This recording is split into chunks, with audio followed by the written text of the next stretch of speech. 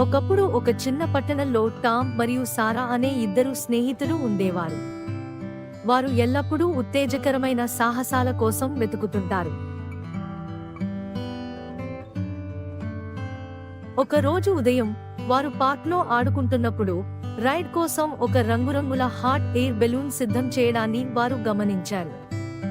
Balloon operator mister brown పిల్లల ఆసక్తితో ఉన్న ముఖాలను చూసి వారిని రైడ్ కోసం ఆహ్వానించాడు. టామ్ మరియు సారా తమ అదృష్టాన్ని నమ్మలేక బెలూన్ బుట్టలోకి దూకారు.